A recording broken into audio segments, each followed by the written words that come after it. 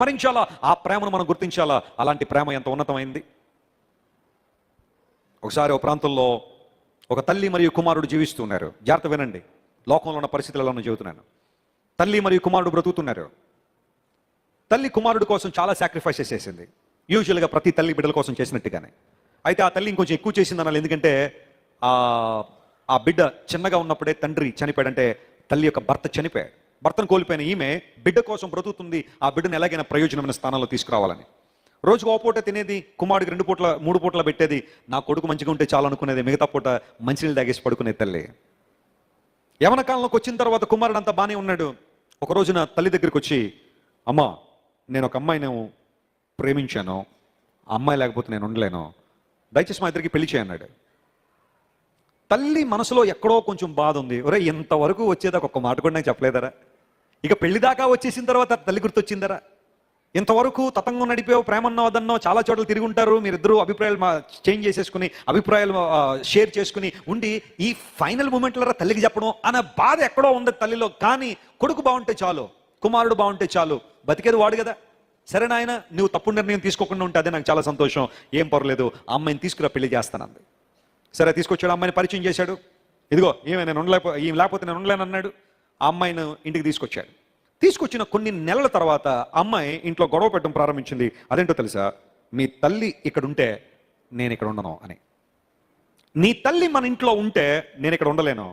You have to choose whether you need me or your mother. కోడళ్ళు కొంతమంది ఎలాంటి ఆలోచనలు కలిగి ఉంటారో చూడండి. మీ తల్లి ఉంటే నేను ఉండలేను.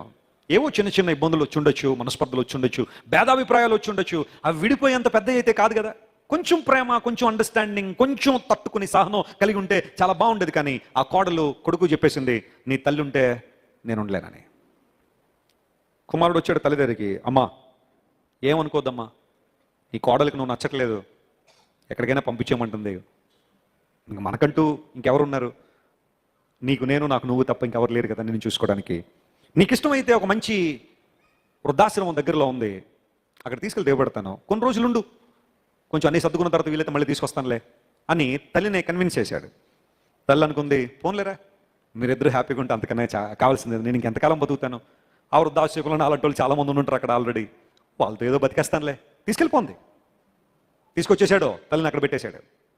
పెట్టిన తర్వాత కొన్ని రోజులు అయిపోయిన తర్వాత పురిలారా తల్లి కుమారుని పిలిపించింది ఒకరోజు. ఇంకా కొన్ని నెలలు గడిచింది, ఆ తల్లి అక్కడే ఉంటుంది. ఆ తర్వాత ఒక రోజున కుమారుని పిలిచింది. వచ్చాడు, అమ్మ పిలిచావు దేనికోసం?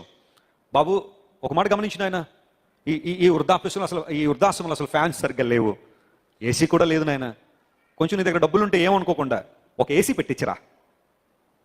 సరే రాసుకున్నాడు పేపర్ మీద, ఏసీ, ఫ్యాన్లు, ఒక వాషింగ్ మెషిన్, ఏవైతే తల్లి చెప్పిందో ఆ లిస్ట్ అంతా రాసి కుమారుడు అడిగాడు, జాగ్రత్త వినండి, అమ్మా నువ్వు బతికేది ఇంకా కొన్ని రోజులు కావచ్చు, నెలలు కావచ్చు, ఇప్పుడు ఇంకా ఇవన్నీ ఈ సౌకర్యాలు నీకు అవసరం అమ్మా? ఒక ఏసీ అంటున్నావు, ఫ్యాన్ అంటున్నావు, రిఫ్రిజిరేటర్ అంటున్నావు, ఆ వాషింగ్ మెషిన్ అంటున్నావు, కొంచెం ఫ్లోరింగ్ వేయించమంటున్నావు, ఇవన్నీ వేయించమంటున్నావు దేనికి అని అడిగితే ఆ తల్లి ఇచ్చిన ఆన్సర్ మీరు వినండి. నాయనా, నేను ఎలాగా రాట్టు తేలి పెరిగిన దాన్నే, కఠినమైన పరిస్థితుల్లో కూడా నేను పెరిగిన దాన్నే, నీ తండ్రి లేకపోయినా నిన్ను కడుపు కట్టుకుని పెంచాను, ఆకలైనా భరిస్తాను, ఫ్యాన్ లైపైన ఉండగలను, ఎండలో పెట్టిన నేను ఉండగలను, కానీ నా ఆలోచన అంతా నీ మీదే ఉందిరా.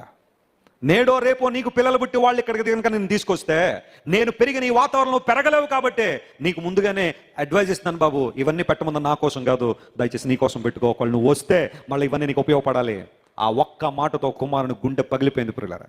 తల్లి అంత భయంకర పరిస్థితుల్లో ఉండి కూడా తన కుమారుడు బాగు కోసం ఆలోచన చేస్తుందంటే that's the mother's love. Salute to all the mothers. తల్లులందరికీ దేవుడు వారికి నూతన కృపనిచ్చును గాక. హల్లెలూయా. తల్లి ప్రేమ అంత గొప్ప ప్రేమ. గట్టిగా చెప్పలు కూడా దేవుని నామమున మహిమపడదా. హల్లెలూయా. తన బిడ్డల బాగు కోసం, తన బిడ్డలకు శ్రేయస్సు కోసం ఆమె కష్టపడుతున్న, ఇబ్బంది పడుతున్న ఆలోచించేవాళ్ళు తల్లే. అయితే బైబిల్ సెలవిస్తూ ఉంది, తల్లి కన్నా తండ్రి కన్నా మనల్ని అత్యధికంగా ప్రేమించేది మన దేవుడు. 27వ కీర్తనలో అంటాడు, నా తల్లిదండ్రులు నన్ను విడిచిపెట్టిన యెహోవా నన్ను చేరదీస్తాడు. దేవుడు నామమున స్తోత్రం కలుగును గాక. అంత ప్రేమ గల తల్లిదండ్రులైనా, అంత బాధ్యత కలిగిన తల్లిదండ్రులైనా కొన్నిసార్లు మనం మర్చిపోవచ్చట, మనల్ని విడిచిపోవచ్చట. కానీ దేవుడు మనల్ని విడిచిపెట్టువాడు కాదు. ఇదే దేవుని వాగ్దానం. ప్రేమ అనే ధ్వజాన్ని దేవుడు నిలబెట్టాడు. హి డెమాన్స్ట్రేట్ హిస్ లవ్. ప్రేమ ద్వారా దేవుడు మనల్ని పిలుస్తున్నాడు. యేసు ప్రభు దగ్గరికి రావడానికి కారణం ఏమై ఉండాలి అంటే ఆయన మనల్ని ప్రేమించాడు కాబట్టి. ఇప్పుడు ఎవరైనా మిమ్మల్ని అడిగితే, అమ్మా యేసు ప్రభుని మీరు ఎందుకు విశ్వసించారు, ఆయన ఎందుకు మీరు అంగీకరించారంటే మీరు చెప్పాల్సిన మాట ఏంటో తెలుసా? ఆయన నన్ను ప్రాణప్రదంగా ప్రేమించాడు కాబట్టి, ఆయనలా నన్ను ఇంకెవరూ ప్రేమించలేరు కాబట్టి, ఆయన ప్రేమను సిలువలో నా కోసం వ్యక్తం చేశారు కాబట్టి నేను యేసు ప్రభువుని వెంబడిస్తున్నాను. ఇది మన ఆన్సర్ అయి ఉండాలి. ఇది మన యొక్క సమాధానం అయి ఉండాలి.